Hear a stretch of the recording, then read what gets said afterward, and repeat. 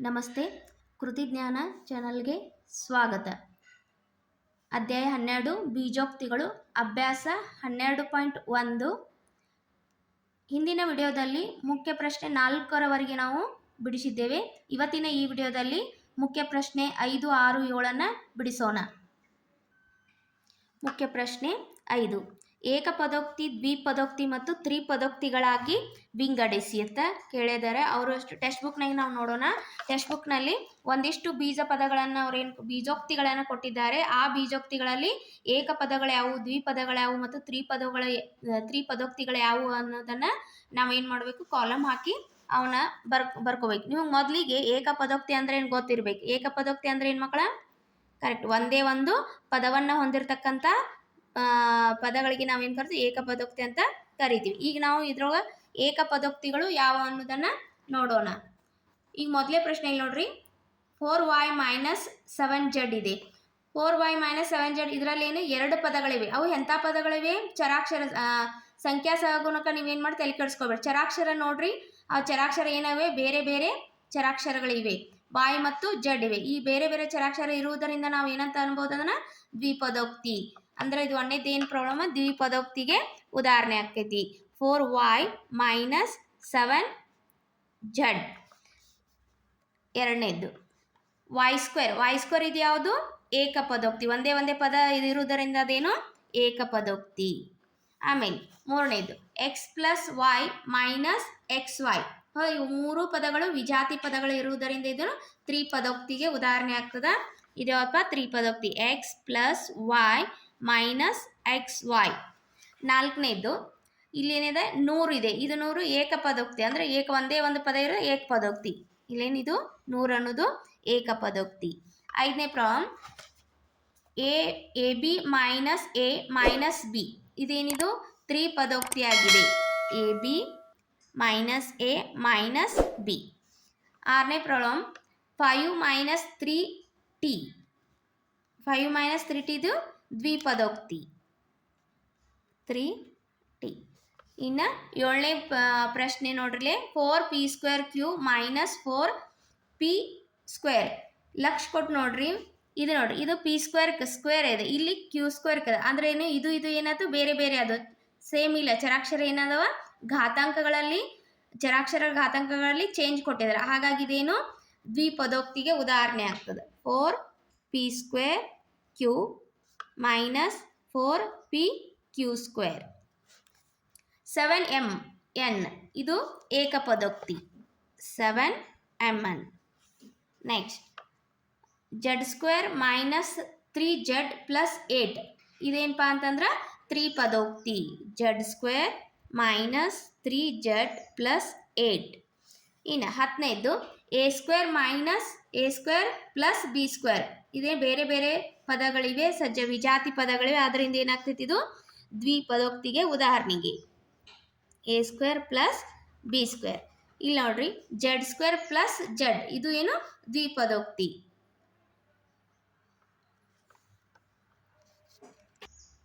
11ನೇದು 1 + x + x². ಇದೇನಪ್ಪ ಅಂತಂದ್ರೆ ತ್ರಿಪದೋಕ್ತಿಗೆ ಉದಾಹರಣೆಗಿದೆ.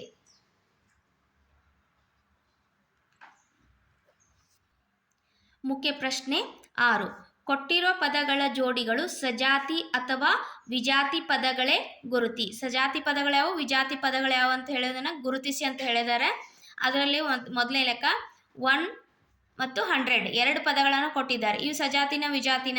ಇವೇನಿಪ್ಪ ಅಂತಂದ್ರೆ ಸಜಾತಿ ಪದಗಳು. ಯಾಕೆ ಸಜಾತಿ ಅದಾವಪ್ಪ? ಇಲ್ಲಿ ಚರಾಕ್ಷರ ಕೊಟ್ಟಿಲ್ಲ, ಆದ್ರೆ ಏನು ಸಂಖ್ಯೆಗಳದಾವ. ಈ ಸಂಖ್ಯೆಗಳನ್ನು ನಾವೇನು ಮಾಡ್ಬೋದು, ಕಳಿಬಹುದು, ಕೂಡಿಸ್ಬಹುದು. ಹೌದಾ?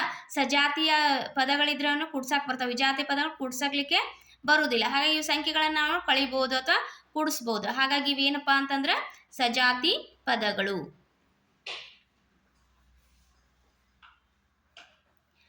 ಎರಡನೇದು -x 5/2x. ಇದು ಸಜಾತಿ ಪದಗಳು.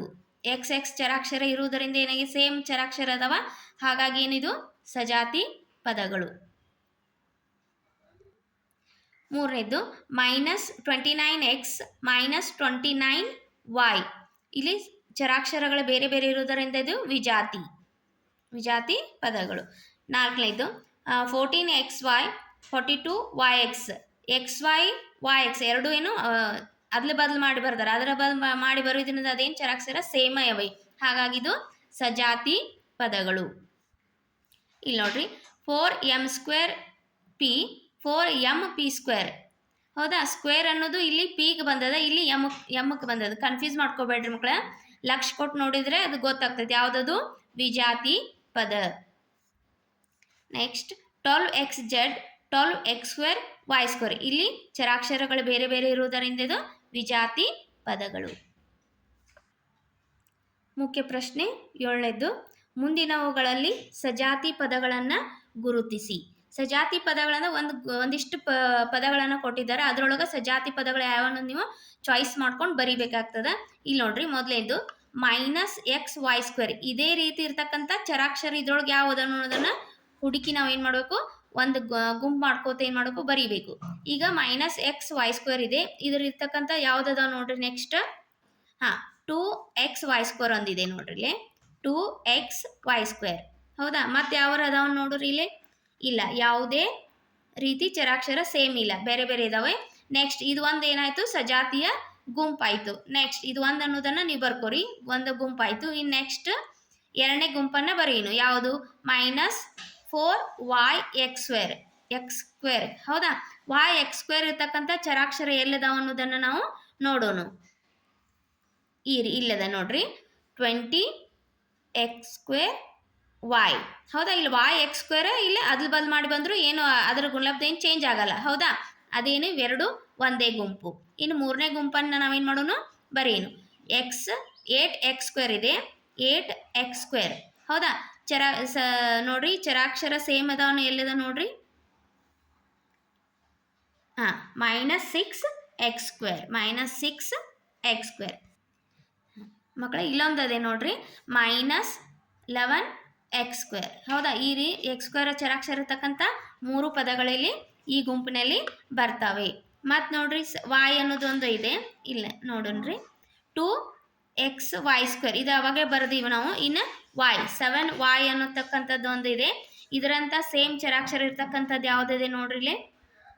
ಇಲ್ಲಿ y ಒಂದು ಬರುತ್ತೆ. ಇದು 2 ಪದಗಳು ಈ ಗುಂಪಿನಲ್ಲಿ ಬರ್ತಾವೆ. ನೆಕ್ಸ್ಟ್ 5ನೇ ಗುಂಪದೊಳಗೆ ನೋಡ್ರಿ ಯಾವುದಿದೆ ನೋಡೋಣ.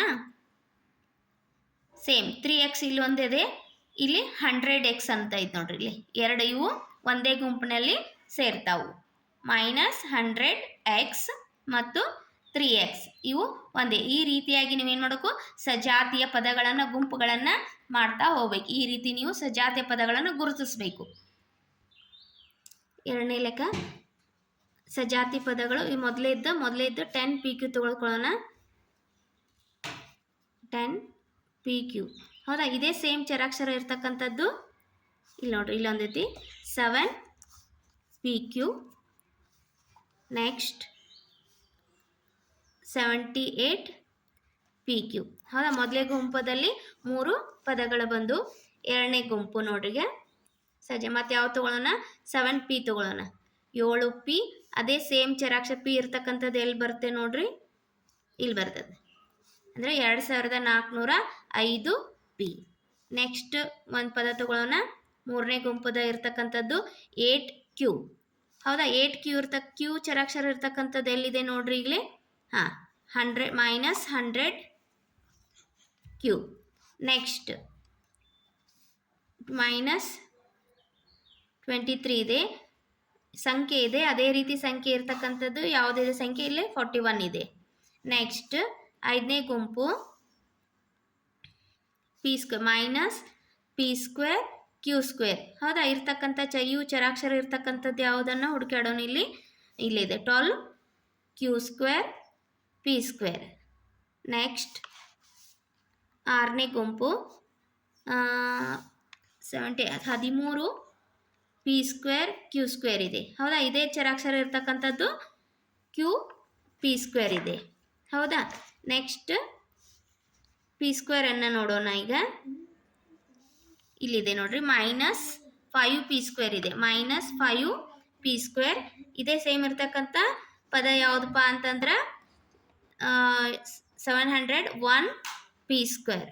ಈ ರೀತಿಯಾಗಿ ನಾವು ಸಜಾತಿಯ ಪದಗಳ ಗುಂಪುಗಳನ್ನು ನಾವು ಬರಿತಾ ಹೋಗಬೇಕು. ಈ ಅಧ್ಯಾಯನ ಇಲ್ಲಿಗೆ 12.1 ಮುಕ್ತಾಯವಾಯಿತು. ನೆಕ್ಸ್ಟ್ ಮುಂದಿನ ವಿಡಿಯೋದಲ್ಲಿ ನಾವು 12.1 12.2 ಬಿಡಿಸೋಣ. Thank you.